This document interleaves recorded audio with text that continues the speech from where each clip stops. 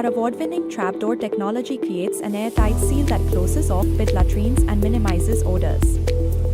The trapdoor technology also keeps flies and insects away by sealing the pit when not in use, and shuts out the unpleasant view into a dark pit. Our products provide increased safety and prevent young children from accidentally falling into pits. Our water-saving technology needs less than 1 liter per flush, 80% less than a conventional toilet. All our products are easy to install and can be used in new construction or as a retrofit in existing latrines. They are made from durable plastic which is easy to maintain and easy to transport thanks to their rigid lightweight plastic, which means they're highly durable. In fact, our trapdoor technology has been tested to last for decades. We are affordable by nature and by design, and empower people to improve their own sanitation journey.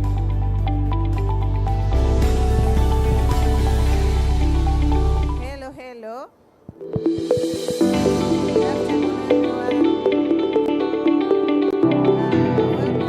Good afternoon. No more bad smells. Our award-winning trapdoor technology creates an airtight seal that closes off pit latrines and minimizes odors. The trapdoor technology also keeps flies and insects away by sealing the pit when not in use, and shuts out the unpleasant view into a dark pit. Our products provide increased safety and prevent young children from accidentally falling into pits. Our water-saving technology needs less than 1 liter per flush, 80% less than a conventional toilet. All our products are easy to install and can be used in new construction or as a retrofit in existing latrines. They are made from durable plastic which is easy to maintain and easy to transport thanks to their rigid lightweight plastic, which means they're highly durable. In fact, our trapdoor technology has been tested to last for decades. We are affordable by nature and by design and through flood. But critically, inadequate sanitation amplifies these risks, turning ecological shocks into public health hazards. This crisis cost Kenya around $324 million every year. So the purpose of this session today is not to debate about the problem, but to present a proven, scalable solution. We are here to prove that investing in decentralized sanitation delivers public health, environmental protection, and livelihood.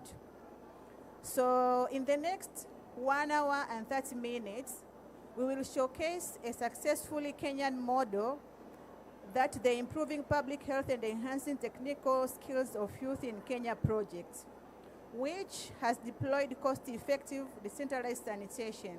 And here we are referring to the SATO, pit latrines, and green toilet systems, dehydrating toilets, and fecal matter treatment facilities across our pilot 4 counties in Kenya. We will move from policy to vision to proven data, engage in a dynamic panel, and conclude with a call to action focused on financing and facilitate the scale-up of these interesting initiatives. So to start us, I would like to invite Mr. Andrew M. Kinyua, the Director at the State Department for Water and Sanitation, Ministry of Water, Sanitation and Irrigation from Kenya, to give us the keynote address. You're welcome. Can we clap as he comes?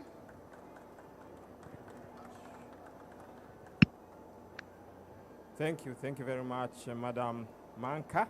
I got it right? Yes. Madam Manka, thank you so very much. We are very honored to be here this afternoon in Belem, and I've been given a simple task today of giving our keynote address. That is the address from the Ministry of Water, Sanitation and Irrigation. We have 2 state departments within the ministry. We have the State Department for Water and Sanitation, where I am. I happen to be the Director of Water Resources. And we also have the State Department for Irrigation. Even before I read my speech, I also would want to state here that I am with the Director of Transboundary Waters. She can wave, Madam Gladys Wekesa. She's the Director of Transboundary Waters. And we have Dr. Okoth.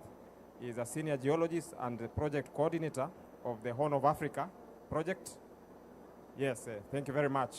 So they are the ones that we have come with.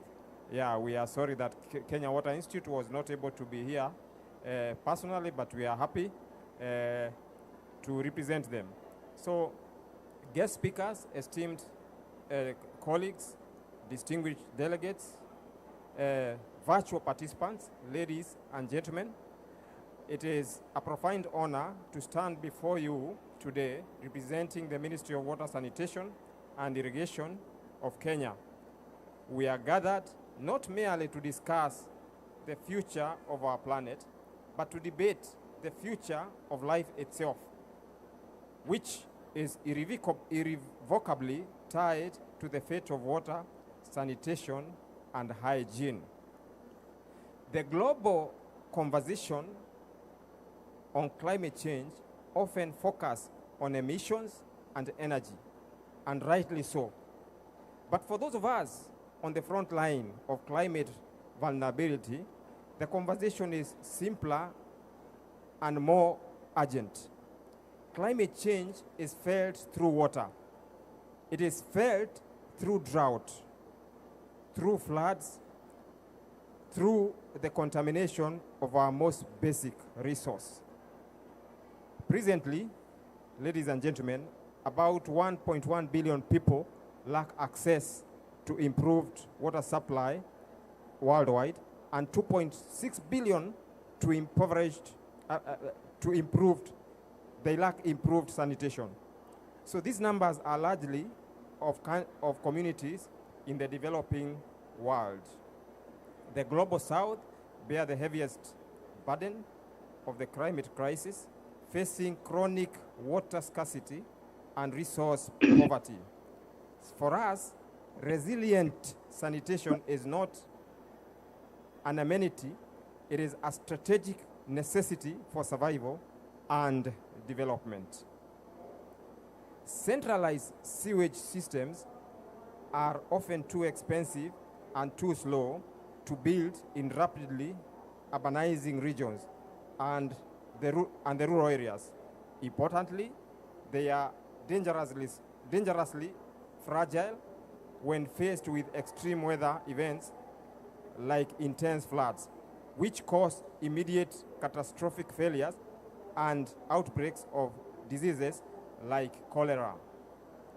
This is why we must champion decentralization. Decentralized systems such as pit latrines, dehydrating toilets, and composting toilets are inherently more flexible, cost-friendly, faster to deploy, and easier to maintain and repair.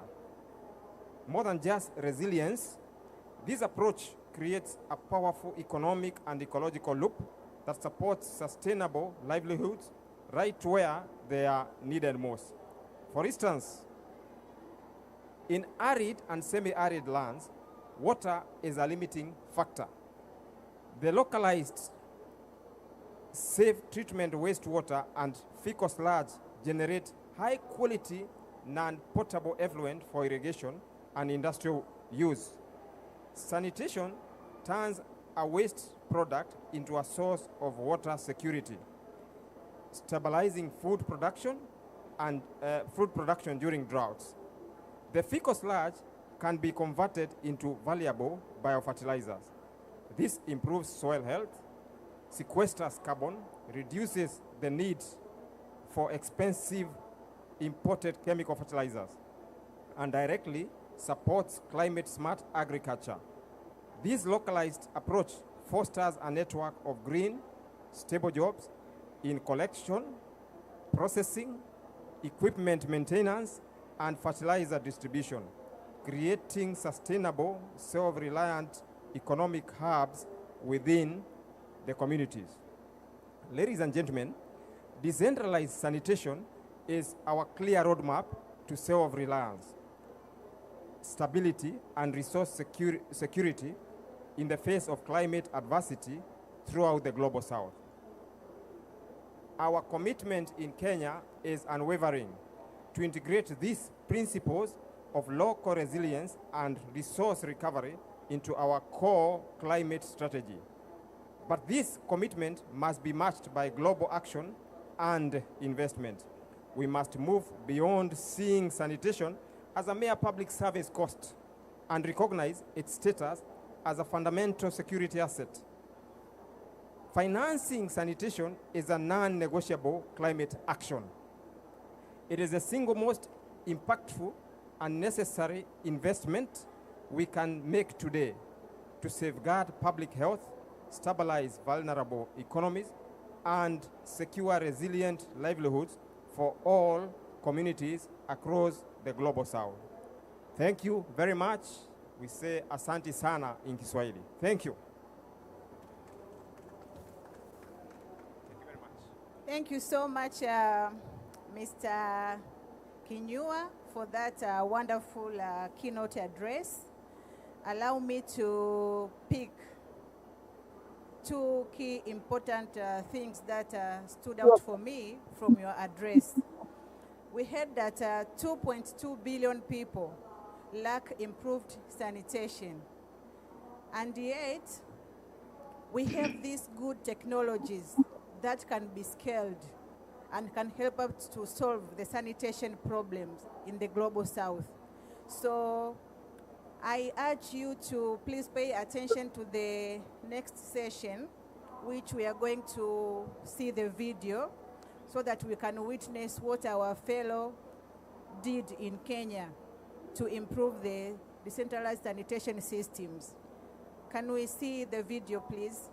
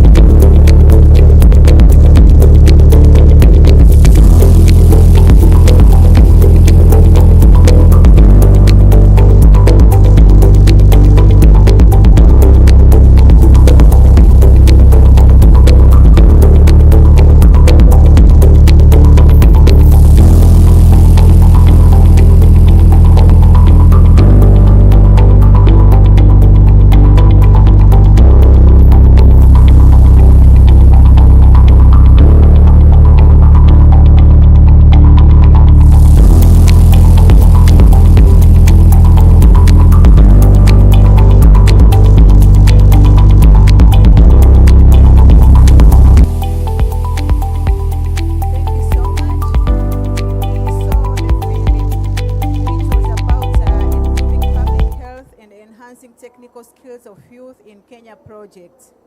And it captures the human and technical story behind the successful model across the pilot project, which was piloted in the 4 counties in Kenya. So there's another one. We don't want to live with these good experiences, so please play the second one. No more bad smells. Our award-winning trapdoor technology creates an airtight seal that closes off pit latrines and minimizes odors. Our award-winning trapdoor technology creates an airtight seal that closes off pit latrines and minimizes odors. The trapdoor technology also keeps flies and insects away by sealing the pit when not in use, and shuts out the unpleasant view into a dark pit. Our products provide increased safety and prevent young children from accidentally falling into pits. Our water-saving technology needs less than 1 liter per flush, 80% less than a conventional toilet. All our products are easy to install and can be used in new construction or as a retrofit in existing latrines. They are made from durable plastic which is easy to maintain, and easy to transport thanks to their rigid lightweight plastic. which means they're highly durable. In fact, our trapdoor technology has been tested to last for decades. We are affordable by nature and by design, and empower people to improve their own sanitation journey.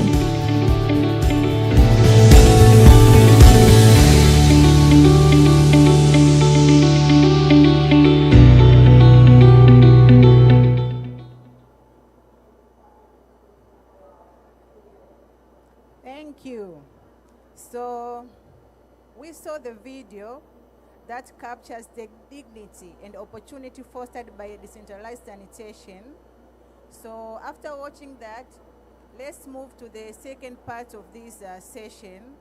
Allow me now to welcome our panelists who are joining us online, and we'll ask them to introduce themselves. And as you introduce yourself, please tell us your name, the organization you are representing, and your title. And could you please also give one sentence that says one decentralized sanitation is a livelihood in your case? Why do you think decentralized sanitation is a livelihood in the Global South? So I will start with Paul Rarieye. Please, Paul, pick up the mic. Yeah, thank you. Thank you. My name is Raria Paul, just as you have stated. I'm actually the head of research and strategy at Kenya Water Institute, Kenya. Just as we speak, it's in Kenya here, it's 7 p.m. in the evening. And I'm happy that we are sharing some of the insights about the project that we at Kenya Water Institute implemented across the country. And just as you displayed the photos, it is true that this decentralized system of waste sanitation is something that we really needed to, of course, see how we can upscale some of these technologies that are really saving water and also assisting in saving sanitation. I will give maybe later on give a brief on some of the achievements that we achieved through this project that was mainly funded, of course, by the African Development Bank of Kenya, of Africa. Thank you. I'll give more remarks later. Thank you, Paul. I'll now go to Samuel Langat from SATO. Please introduce yourself and tell us why do you think decentralized sanitation is an engine for decent livelihood in the Global South? Over to you. Thank you very much. Very good afternoon, good morning, and good evening from here in Samuel Langat. I am the business leader for SATO, based out of Nairobi, but looking after operations in Africa. And it is a pleasure to be part of this session and to really look at how to move beyond, the normal sanitation and going into decentralized sanitation. And then what I'd like to say, because I'll go deeper later into how SATO has been instrumental to the success of the Peri project. What I'd like to say is decentralized sanitation is more than just about toilets. It's really about creating jobs, dignity, equity, and also the economic empowerment through entrepreneurship. And these entrepreneurs are the ones that will end up building this sustainable ecosystem for sanitation. And to underscore Andrew Kinyua, he also touched on this power of building economic hubs in these communities that are a way of getting decentralized sanitation at scale. Thank you, and back to you, Madam Manka. Thank you, Samuel. Allow me to move to Ann Thomas from UNICEF. Please introduce yourself and give us a 1-minute statement of why do you think decentralized sanitation is an engine for decent livelihood in the Global South. Welcome. Okay, thank you so much. I'm Ann Thomas, and I am the Global Sanitation Lead at UNICEF here in New York. And I wanted to wish you all a belated happy World Toilet Day, which was yesterday. And you can see my background is still celebrating that. But the theme this year was sanitation in a changing world. And one of the things that this speaks to is, you know, the impacts of climate, migration, population growth. And I think it's really relevant to this theme of decentralized sanitation. We know that more than half of the world is using approaches to sanitation which are considered decentralized, non-centralized sewerage options. And this really does seem like the way of the future in terms of coping with all these demographic and climatic shifts that we're seeing at the moment. So I think there's huge opportunity to build markets as a conduit to better livelihoods and stability and all kinds of social, economic, educational benefits, which we'll unpack as we get into the panel. But thank you very much, and back to you. Thank you so much, Anne. Allow me to invite Nicholas Owour. Over to you, Nicholas. Yeah, thank you so much. As I work on my camera, I'm Nicholas Owour. I'm a wash specialist for Habitat for Humanity. I'm based in Nairobi, Kenya. I think decentralized sanitation is key, especially in Africa where we work in a unique environment. It strengthens climate resilience by reducing reliance on large, vulnerable sewer infrastructure, which is also quite expensive in most cases. And we have seen that technology empowering communities with locally managed, sustainable, and cost-effective sanitation options. So I think that is the way to go, especially in Africa where we work in a very unique environment. Thank you so much. Thank you. And myself, I'm also part of the panelists, so I'll just give a statement because I've introduced myself. Within WaterAid, we see sanitation as a human right. It's one amongst the basic human rights, and it is essential for health and dignity. And we also see sanitation as an economy. There is a lot of opportunity in terms of economic-wise that we are lazy to investing in it. So please, this is a message from WaterAid. But with me, I have a young child from Tanzania who is a UNICEF ambassador. We also need to give voices from children so that they can also be heard. Let me ask her to introduce herself, and she gives us her views on why toilets matters. Welcome.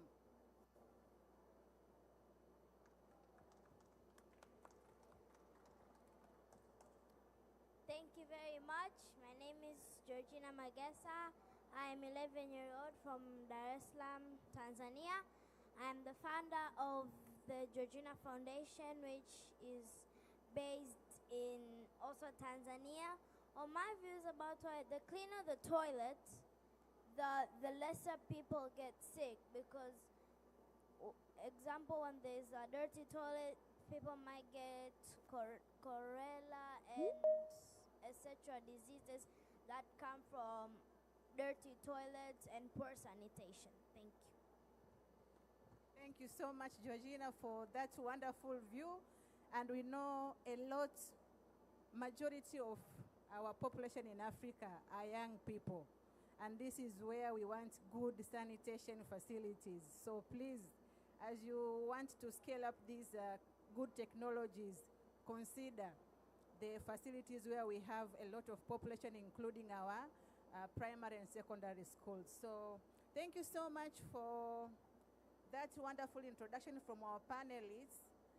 Now allow me to go straight to the questions. And I would like to start with Rariea, who is the head of research and strategy at Kenya Water Institute. We have heard when you are introducing yourself that KEWI has been implementing pan pit latrines and green toilet systems, dehydrating toilets and fecal matter treatment facilities across 4 pilot counties in Kenya. And the project has successfully demonstrated and proven that decentralized sanitation really works.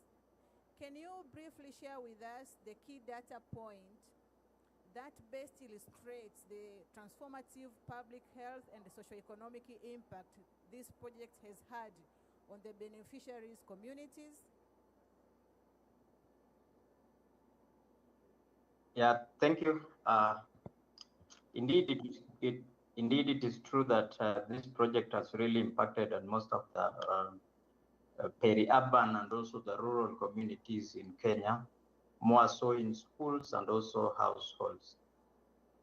This project was mainly, of course, implemented after we managed to receive some funding from the African Development Bank. Just as it stated that, remember, this project was a pilot project, and it is through this forum that we were trying to see how we can now maybe upscale it, not only in Kenya, but also in the whole of Africa and also the global world. Not all parts of the world there are these peri-urban areas and rural areas. Not all of them get a good sanitation system. And this decentralized sanitation system techniques, they'll really ensure that human dignity is preserved. So this project, improving public health and enhancing technical skills of youth in Kenya through sanitation technology transfer, had about 5 practical components. The first component was to train a trainer of trainees, the TOTs.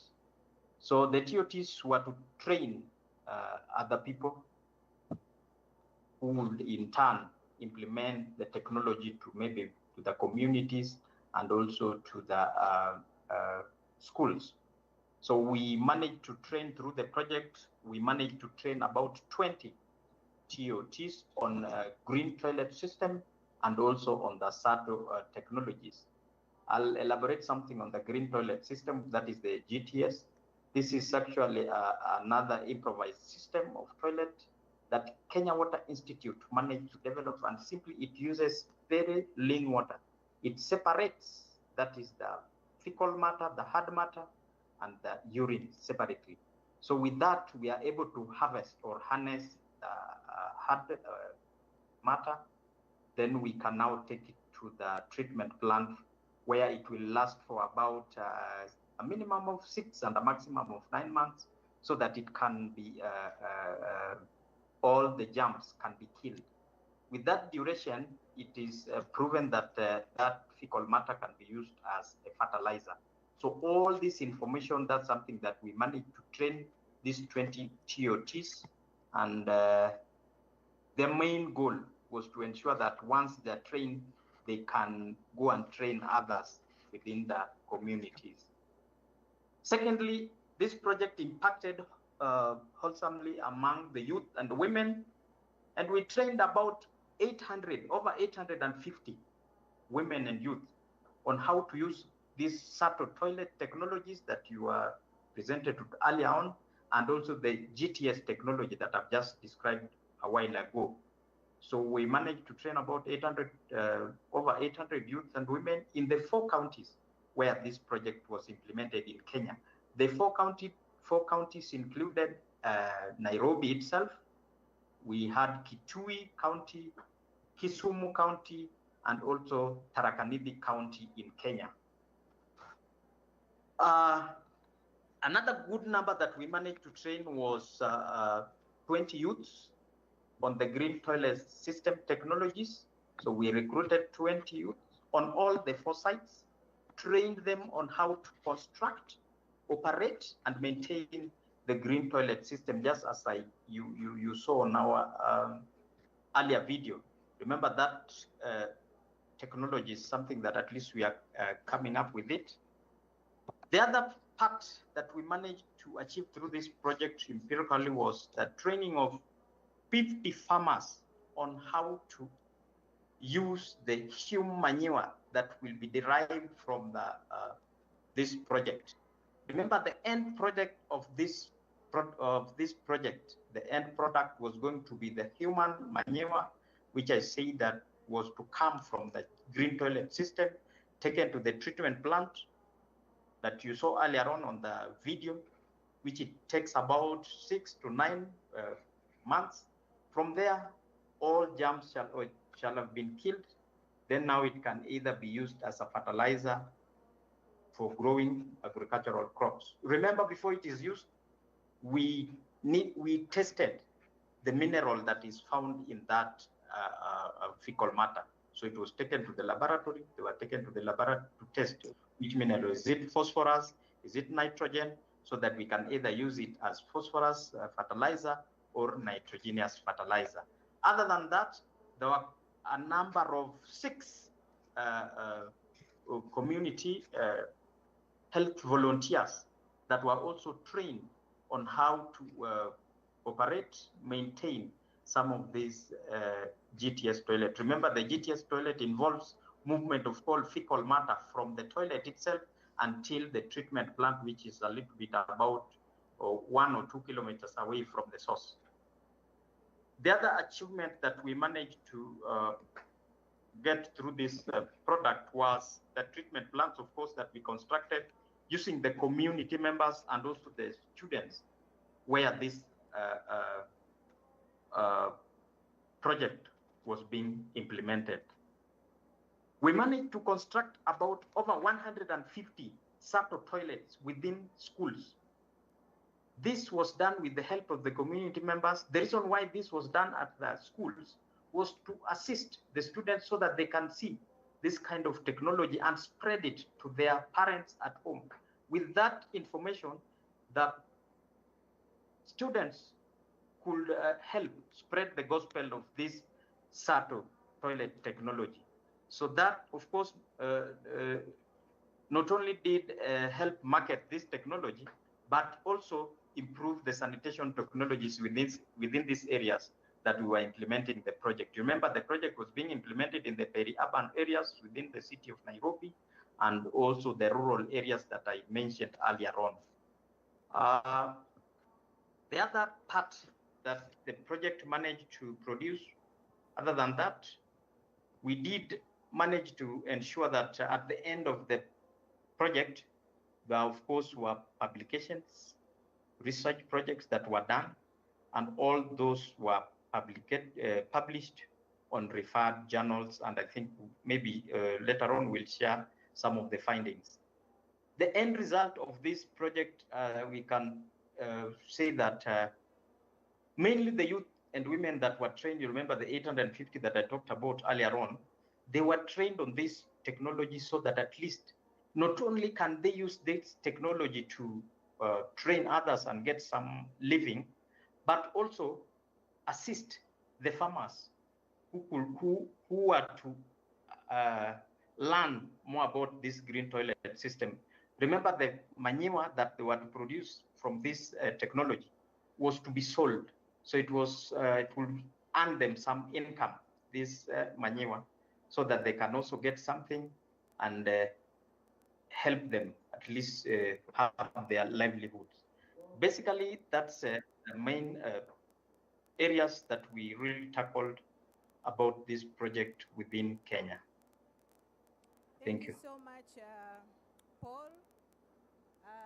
Allow me to say that I see future, I see growth, and I see expansion in these technologies that you just shared. And I say so because when I saw you have trained over 808 women, I feel happy because it's a seed that you have planted. With women, nothing goes wrong, nothing dies, it will multiply. So I wish you best of luck in the continuation of the project. You said this was a pilot, but I see something big coming out of it. So let me move to Samuel Langat, the leader from Africa, SATO. SATO Pan Pit Latrine is a core sanitation technology in this project.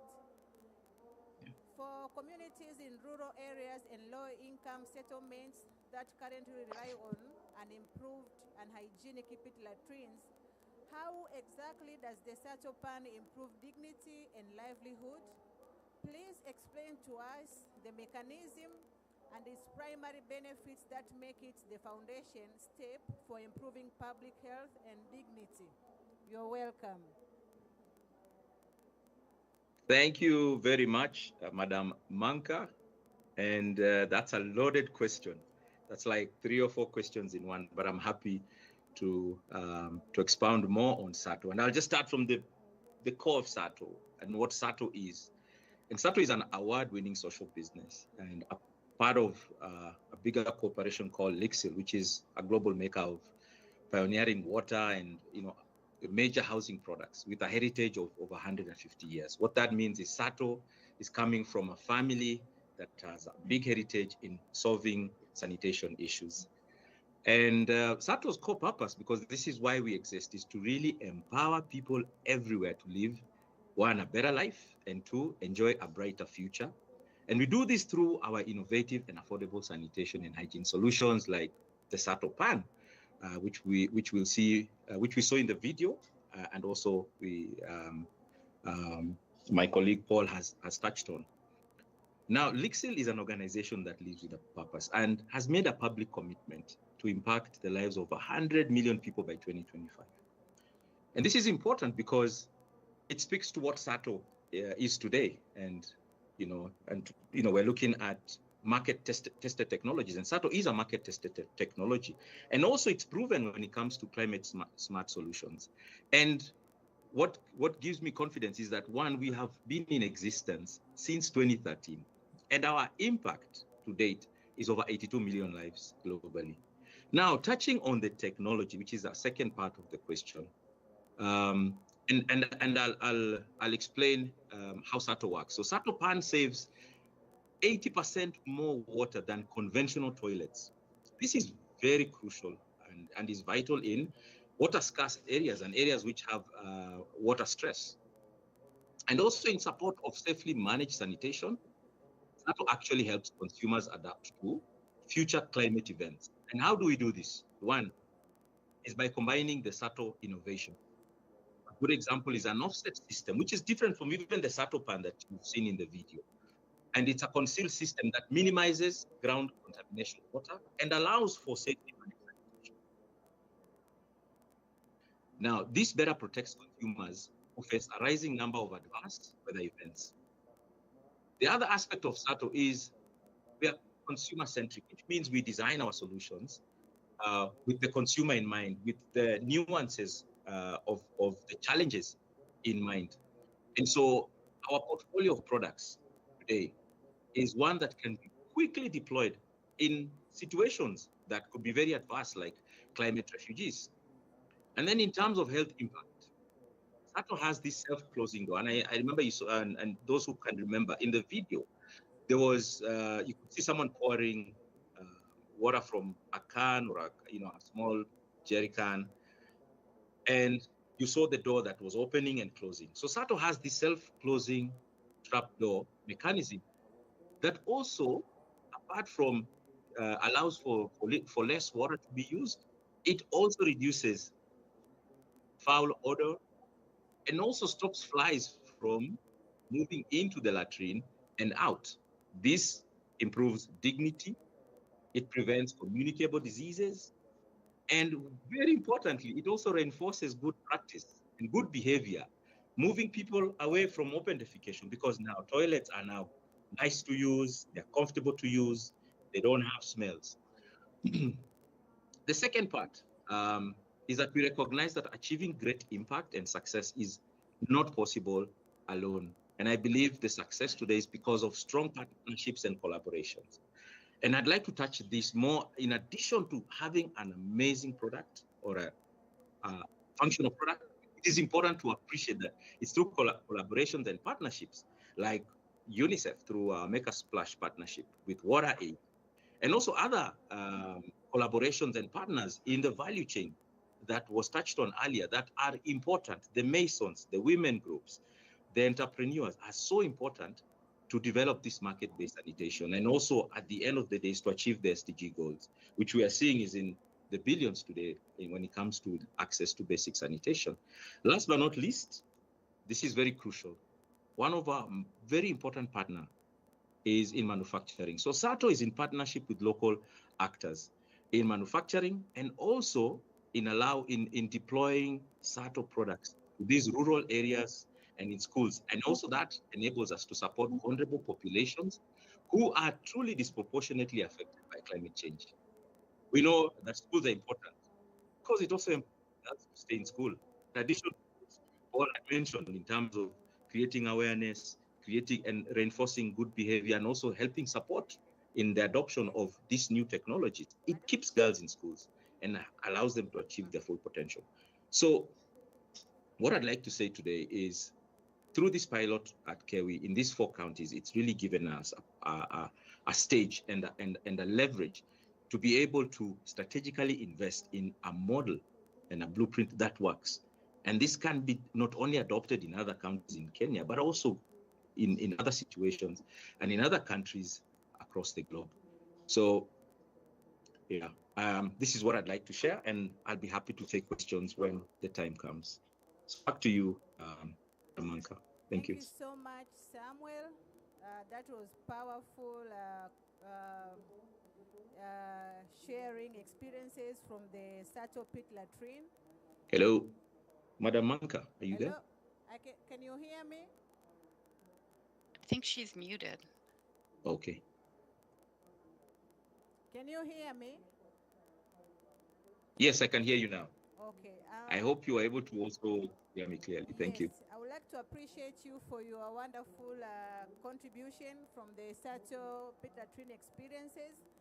And I like to statement the issue we have spoken about partnership and collaboration, particularly with UNICEF. It is with this kind of partnership where we will be able to scale up further and reach out many more counties in Kenya. So with that, allow me to welcome Ann Thomas, Senior Advisor for Sanitation from UNICEF. And your question directed to you: how does the provision of safe, resilient sanitation support not only public health, but also other sectors like education, gender equality, and environmental protection? How can governments align their strategies for reaching safely managed sanitation with the climate sector as per the requirements of Green Climate Fund investment criteria? Over to you, Anne.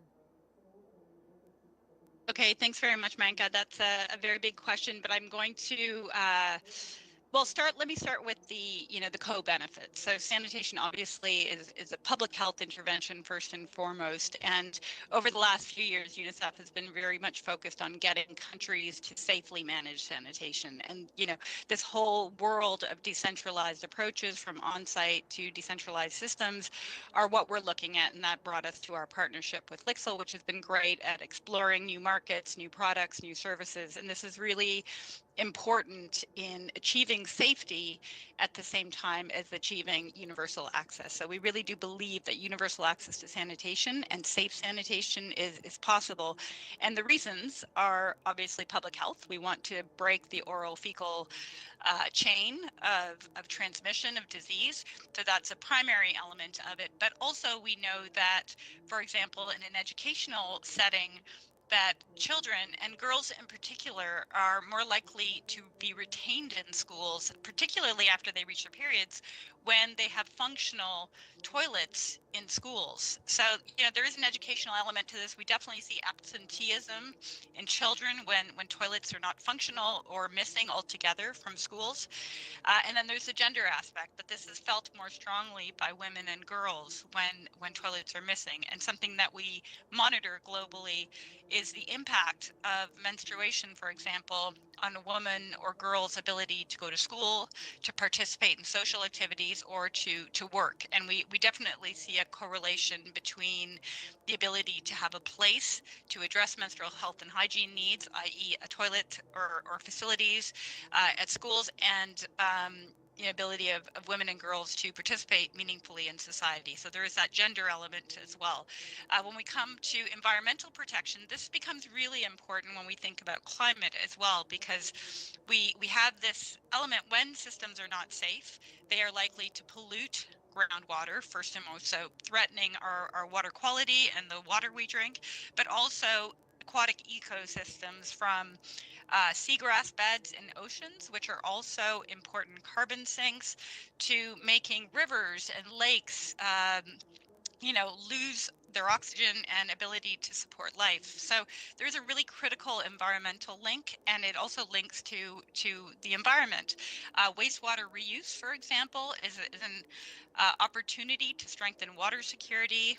When we look at food security and agriculture, we know that treated wastewater can also be used for agricultural irrigation. The recovery of nutrients from excreta-derived waste streams can offset the need for synthetic fertilizer, whose production is highly energy intensive and a major greenhouse gas emitter.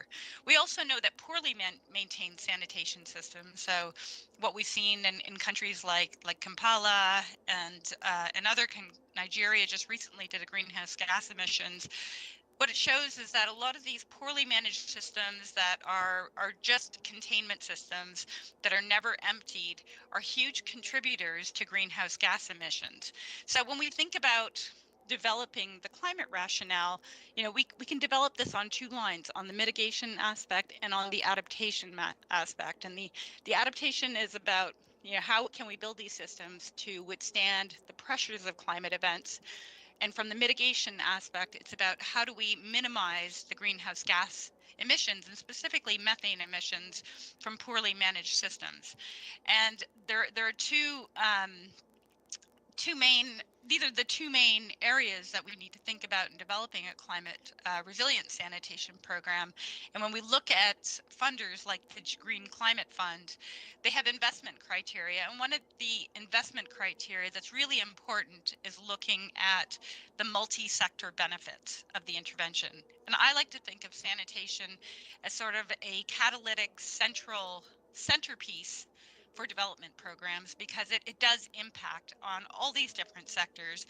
And this is exactly what needs to happen when you are applying for climate funds. You need to show that the design of your program has been designed in such a way that it can yield these impacts to all these different sectors. And I think sanitation is very well placed to do this. The problem at the moment is that the articulation or the knowledge and capacity sometimes at countries is not there. And in fact, UNICEF sought out to address this a few years ago with other development players, and we helped develop the guidelines for climate resilient sanitation programs with the GCF, which are now available. We now do training, but the fact is that of all the climate funds that are out there, only 0.03% is going to sanitation at the moment. So there clearly is a gap between knowledge and putting this into practice into good programs. But there is an opportunity there that we should be exploiting going forward. Back to you, Menka. Thank you so much, Anne. I would like to commend your reflection on gender. You have said when toilets are missing, school girls or school children will also miss school, but this is the case for female teachers as well. In Tanzania, we've had a situation where in schools where you don't have toilets, female teachers cannot stay there. So it really is a gender issue. So thank you so much for that reflection. Because you have Absolutely spoken correct. so much about schools, let me invite our young ambassador to speak briefly about what she has done on the policy side, and then I'll come to back up whatever she has said, because I don't want to start talking and influence her speech, but I will come after she speaks. So welcome, Georgina.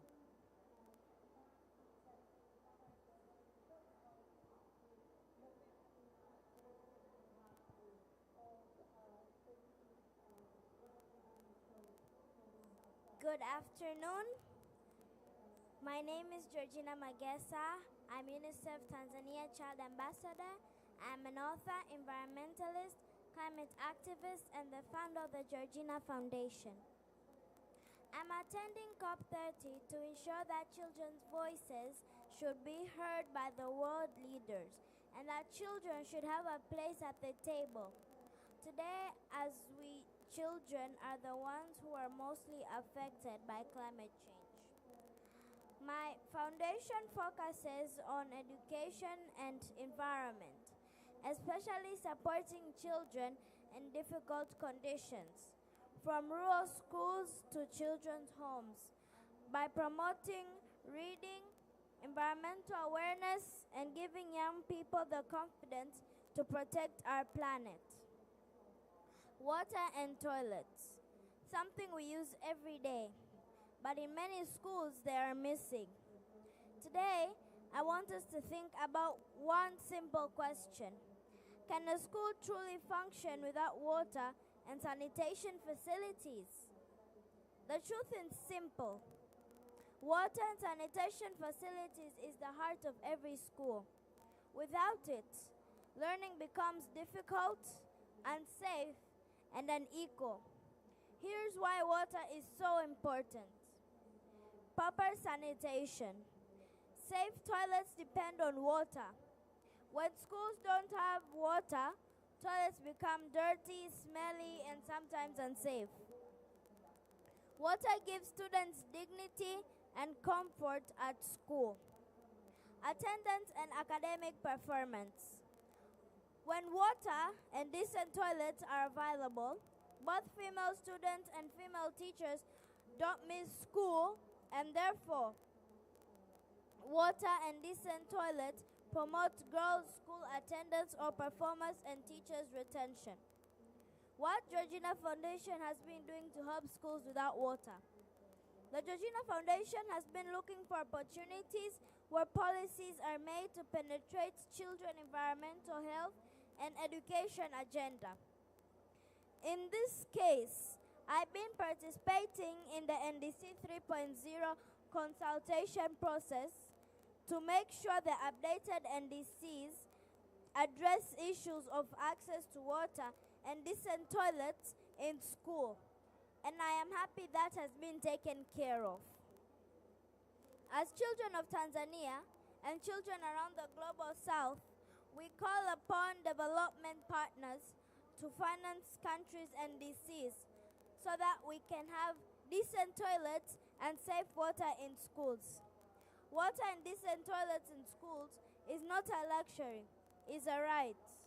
It is health, it is education, it is dignity. Thank you.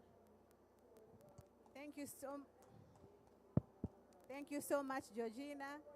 And I'm sorry that I had to bring her earlier because she has other engagements. She's going for another session. So in case you have questions, I'm happy to take them and we can respond them later on. So Georgina, you are free to go.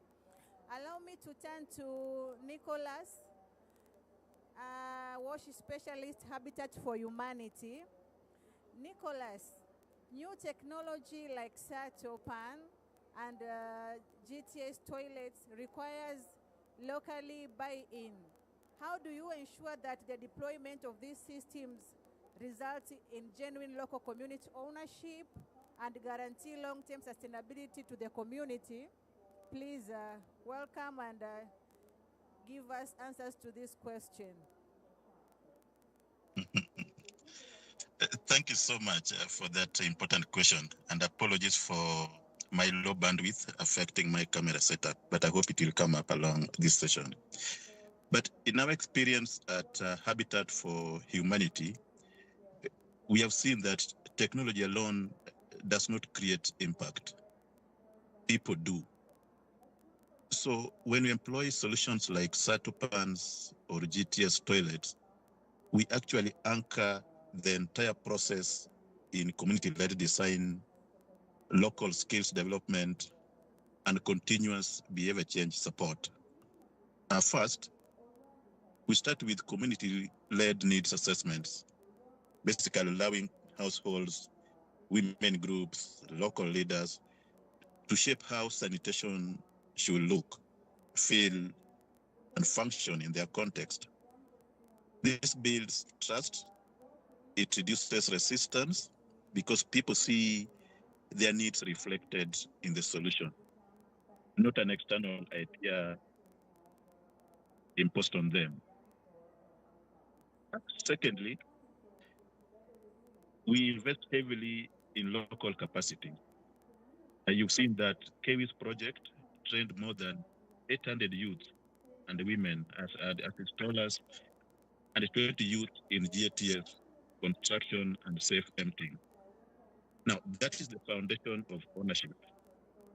When the people who live there are also the technicians, the entrepreneurs, and the maintainers of the system. Third, we ensure that sustainability through behavior change and ongoing community engagement in rural and peri-urban settings. Acceptance of new sanitation models depends on habits, depends on norms, depends on perceptions.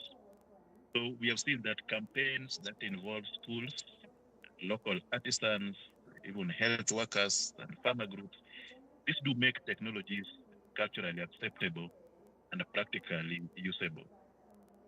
And finally, we have tried as much as possible to incorporate sanitation within the broader housing and settlement ecosystem.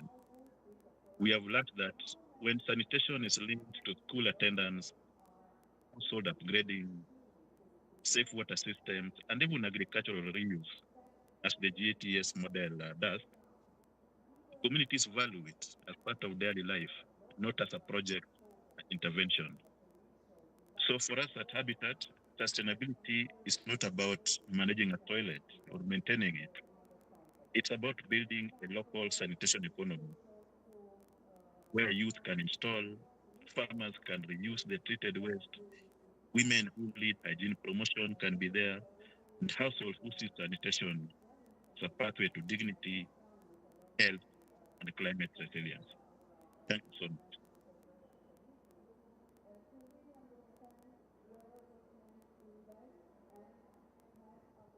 Hello, Nicholas.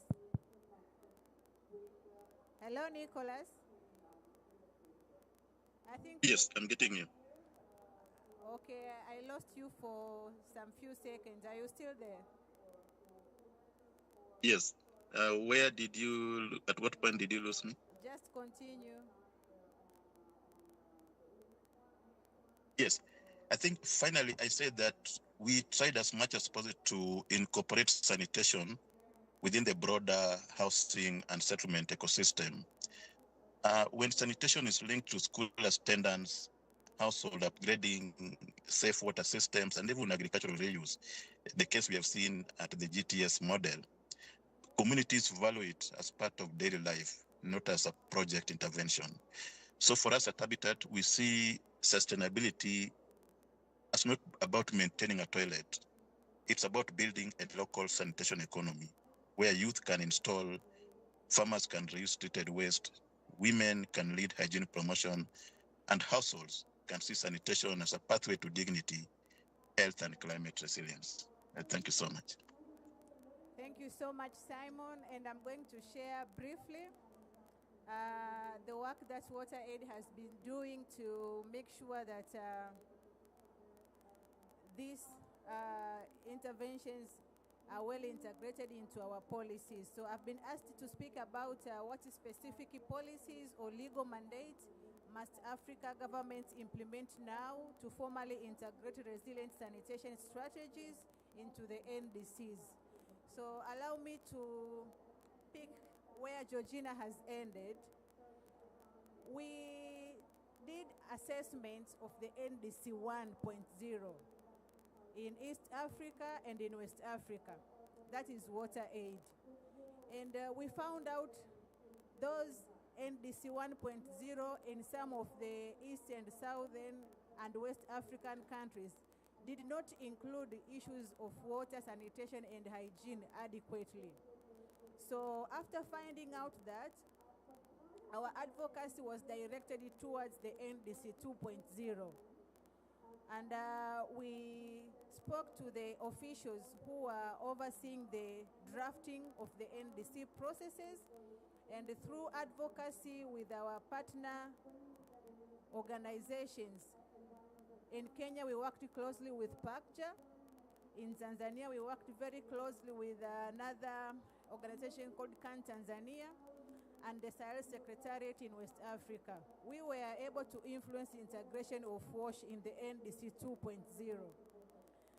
And later on, towards the third year of the implementation of the NDC 2.0, we did an assessment to find out how is the progress in terms of implementation. So what we learned in the assessment, we found that the issues of water sanitation and hygiene were mentioned within the NDC text, but some countries did not have clear targets, interventions, and indicators related to water sanitation and hygiene. A lot was put on water resource management to improve access and probably wastewater treatment. But issues of sanitation, especially in public spaces and hygiene, was missing.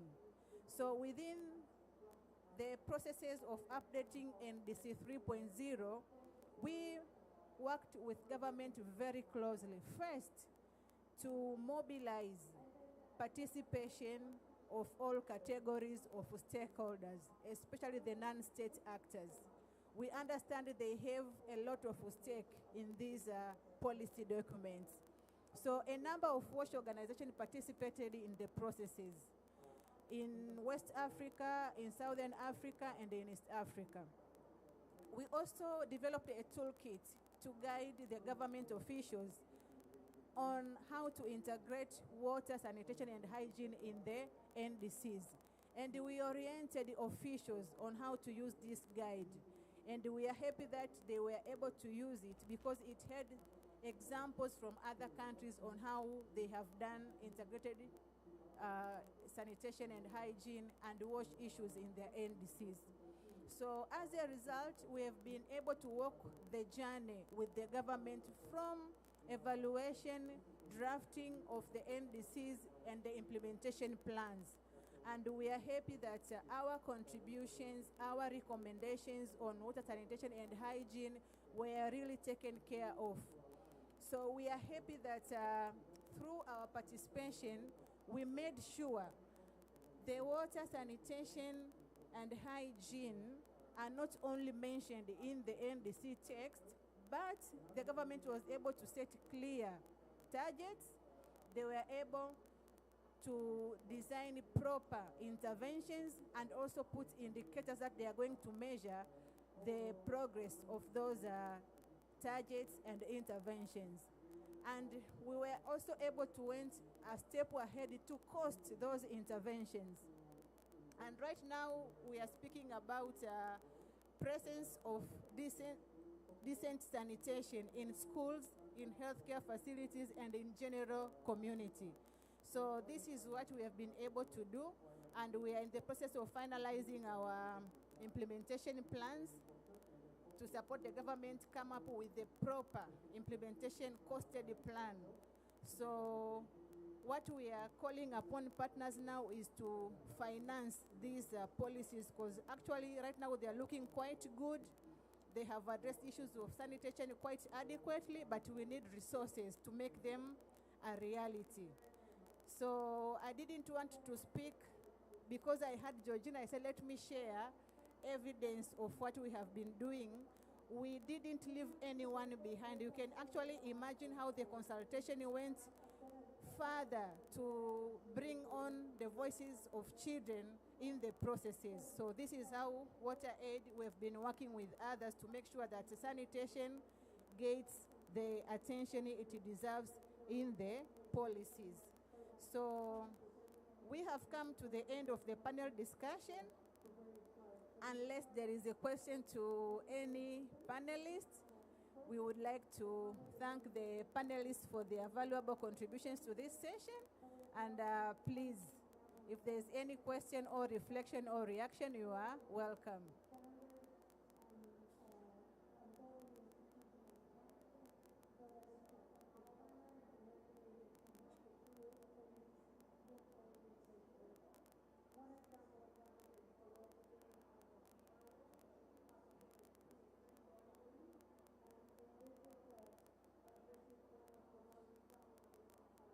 Okay, looks like we don't have some questions. Allow me to say something small. we have a call to action and a pledge, and we are happy that we have the director from the relative ministry present. Allow me to read as it is. The final call to action and pledges. We must unite behind the clear statement delivered in our keynote address. Financing sanitation is non-negotiable. We need partners to join KEWI, SATO, and AFDB in a unified pledge to prioritize and scale decentralized sanitation.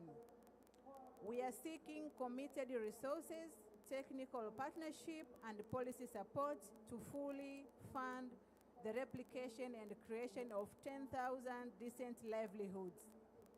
In your organization, if your organization is prepared to make a commitment today, please let us know. We have email addresses of colleagues who are implementing this project. So you can also see me after this session. But finally, I would like to thank Mr. Kinyua, to our credible panelists, the organizers of this session, and the rest of the participants for grace our session this afternoon. The solution is clear, the need is urgent, and the moment for action is now. Please connect with KEWI and SATO teams immediately after this session to discuss formalizing partnerships and have a productive rest of your time at COP. Thank you so much for attending.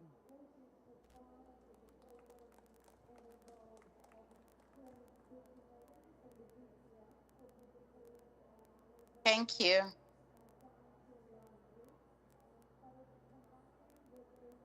Thank you.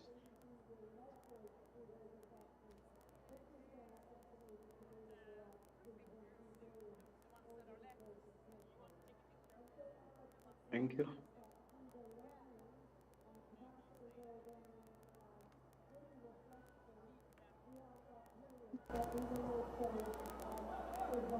So we have a photo for the session. Panelists online, if you can be able to switch on your cameras, we will appreciate. We take a photo, those who are present here, and we love to see your faces on the background.